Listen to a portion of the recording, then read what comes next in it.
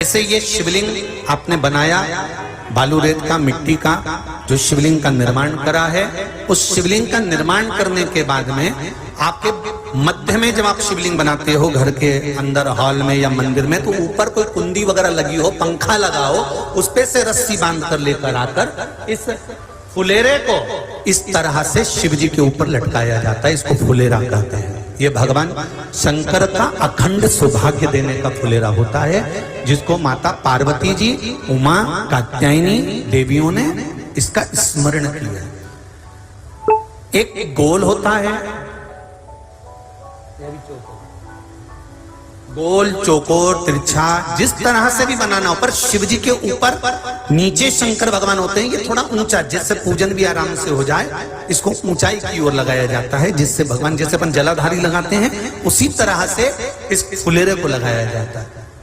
तो इस फुलेरे में कहीं ना कहीं पत्तियों को भी लगाना चाहिए। माला के साथ में कोई आम की पत्ती हुई, अशोक की पत्तियां हुई, उसका भी स्मरण इसमें आता है महाराज, उसका भी स्मरण। जैसे भगवान देवाधिदेव महादेव का शिवलिंग का जब दर्शन हो गए, सबको फुलेरा का, अरे जम के तो बोलो, हो गए ना। और जितने लोग आस्था पर सुन रहे हैं, जितने लोग फेसबुक यूट्यूब पर सुन रहे हैं, अगर आपके स्मरण में फुलेरा नहीं हो तो उसका दर्शन अवश्य करिएगा। शिव मंदिर में अगर जलाधारी भी लगी हुई है तो जलाधारी से फूल बांधकर नीचे की ओर लटकाना चाहिए, पर लटकाना चाहिए, फुलेरा बनाना चाहिए।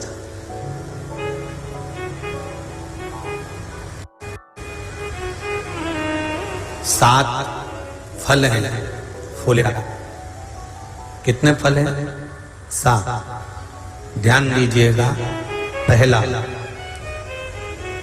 फुलेरा जो नारी व्रत करती आती है और व्रत कर्म उसका चलता रहता है, उस व्रत कर्म के अंतर्गत मान लो किसी कारणवश बीमारी में, कोई गमी के अंतर, कोई सूतक सावड़ के अंतर्गत अगर नारी पूजन नहीं कर पाती है, पूजन नहीं कर पाई, और उसने केवल फुलेरे का दर्शन ही कर लिया, अपने पलंग पर पड़ी पड़ी भी फुलेरे का दर्शन कर लिया है, तो नारी को हरतालिका तीज के व्रत का फल प्राप्त हो जाता है। सात फल हैं भगवान शंकर के हरतालिका तीज के फुलेरे का। पहला फल व्रत का मूल। दूसरा, यदि कोई नारी आई और उसके संतान नहीं, 10 साल, 8 साल, 5 साल, 6 साल, 7 साल, 12 साल, 15 साल हो गए, उस फुलेरे का मात्र स्मरण कर कर एक पुष्प भी उसने अगर हल्दी कुंकू का लगाकर उस फुलेरे का टच कर कर भगवान शिव के पावन चरणों में रख दिया है और विनती कर कर गई है, तो अगला फुलेरा वो खुद बनवाती है, उसकी गोदी में संतान आ ही जाता है। अगला फुलेरा वो खुद बनवाएगी, के जाएगी, जीजी अगली बार फुलेरा मेरी तरफ से बनवा देना, मंदिर में फुलेरा मेरी तरफ से लगवाना, अगली बार जब तुम पूजन करो तो फुलेरा मेरी तरफ से बनवाना। ये फुलेरे का मार्ग। तीसरा, महाराज हम कोई दान, गौदान, हरतालिका तीज की किताब है आपके यहाँ, जो लोग पढ़ते होंगे हरतालिका तीज की किताब, उसमें लिखा है ब्राह्मण देव को ये दान देना है, ऐसा दान देना है। अब कोई गरीब है, कोई साधारण है, नहीं है किसी की कैपेसिटी, नहीं दे सकता, तो क्या होता है? तो कहा हम गौदान नहीं कर पाते, हम स्वर्णदान नहीं कर पाते, हम वस्त्रदान नहीं कर पाते, हम मुद्रा दान नहीं कर पाते, हम अन्नदान नहीं कर पाते, हम ये सारे दान अगर नहीं भी कर पाते हैं, तो शिव महापुराण की कथा कहती है तीसरा फल फुलेरे का है कि मात्र फुलेरे का दर्शन, स्पर्श कर लेने से सारे दानों का पुण्य फल प्राप्त हो जाता है। ये तीसरा फल फुलेरे। अब हरतालिका तीज का फुलेरे का चौथा महत्व है महाराज।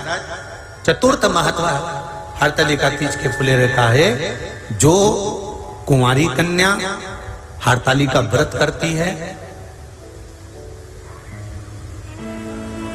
पहली बार जो हरतालिका तीज का व्रत करती हैं या हरतालिका तीज का उद्यापन कर देती हैं या किसी कारणवश शरीर ऐसा नहीं रहा कि बिना पानी के नहीं रह सकती, तो 2 बूंद अगर उन्होंने पानी भी पी लिया है या कोई कारणवश एक कुछ गलती हो भी गई है, तो मात्र फुलेरे का दर्शन कर लेने से वो गलती शंकर स्वीकार कर कर उसको क्षमा कर देते हैं। ये चतुर्थ भाव के अंदर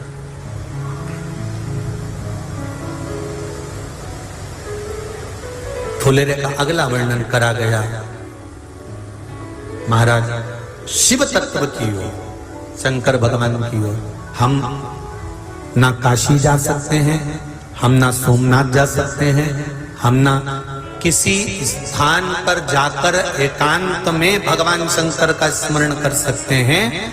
मान लो हमें एकांत में बैठकर शिव की भक्ति करना है, किसी मंदिर में किसी देवालय में जाकर भक्ति करना है, तो फुलेरे का मात्र दर्शन करने से, पूजन स्मरण करने से उस भक्ति का फल भी हमारे खाते में आ जाता है।